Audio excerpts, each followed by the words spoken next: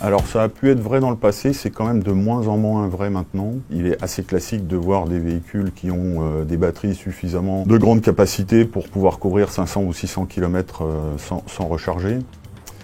Dans tous les cas, je pense qu'il faut être un petit peu nuancé quand même là-dessus. Quand on regarde les trajets moyens faits par les Français, une voiture électrique qui a une batterie d'une capacité de l'ordre de 50 kWh suffit largement pour couvrir 80 ou 90% des kilomètres qu'on parcourt au quotidien. Le problème peut se poser pour les gros rouleurs ou pour les départs en vacances par exemple, où là on a besoin de faire plusieurs centaines de kilomètres dans la journée. Mais maintenant les installations de recharge sont suffisamment performantes et suffisamment répandues pour qu'on puisse faire, y compris des longs trajets, de façon presque comme avec le thermique.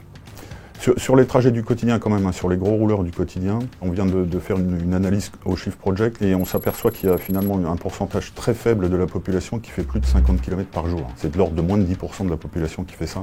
Donc même si pour cela, ça peut nécessiter d'avoir des batteries de grande capacité ou de réorganiser la façon de travailler de manière à mieux organiser leur tournée, des commerciaux par exemple, des aides à domicile, des infirmières. Même si pour cela ça peut être un peu compliqué, pour les 90% du reste de la population, au quotidien la voiture électrique standard entre guillemets peut suffire largement.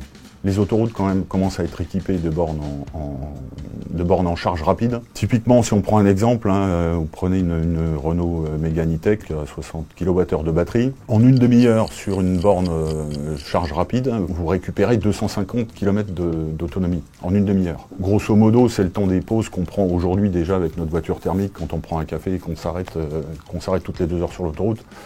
Donc, ça commence à répondre de façon très satisfaisante à la question des longs trajets, cette affaire-là. Une autre alternative peut être de voyager différemment, c'est-à-dire de profiter du trajet pour en faire une partie du voyage, faire des étapes dans son trajet pour aller en vacances, par exemple. Alors, c'est pas pour tout le monde, évidemment. Alors, la voiture de location peut venir parfaitement en complément des trajets en train. Quand on arrive à destination, on peut louer une petite voiture électrique, on peut louer un véhicule intermédiaire. Voilà, il y a un tas d'options possibles, mais si on reste strictement sur la voiture électrique, le niveau d'équipement des stations d'autoroute maintenant commence à être extrêmement satisfaisant en nombre et en puissance de charge.